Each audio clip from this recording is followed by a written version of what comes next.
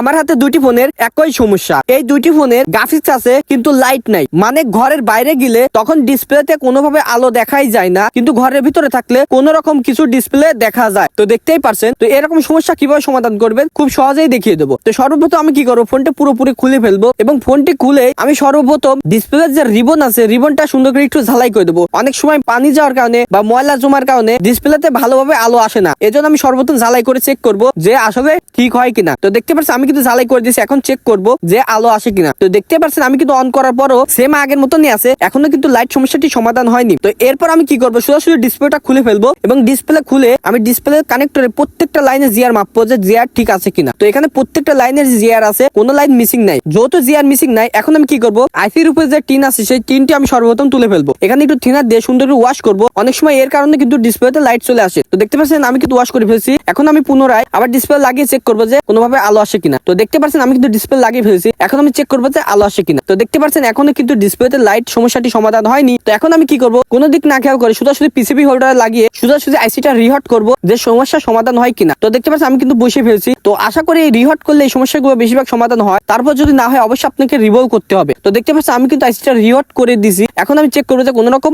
আলো আসে কিনা। তো দেখতে পাচ্ছেন এখন কিন্তু ফোনটা অনই হচ্ছে না, তার মানে কি রিহট করায় ওইখানে নাড়া দিছি কিন্তু নাড়াটা হয়তো একটু বেশি লেগে গেছে, যার কারণে কিন্তু আইসির বলগুলো হয়তো একটার সাথে একটা লেগে গেছে, এখন ফোনটা অন হচ্ছে না। তো এরকম সমস্যা কিন্তু অনেকেরই হবে। এখন আমার কি করতে হবে, অবশ্যই আইসিটা তুলে আবার রিভলভ করতে হবে, তারপর কিন্তু সমস্যাটি সমাধান হবে। তো পরবর্তী পার্টে এই ফোনের আইসি রিভলভ করে আমি সম্পূর্ণ ওকে করে দেখাবো। তো পরবর্তী পার্টে আপনারা দেখতে পাবেন।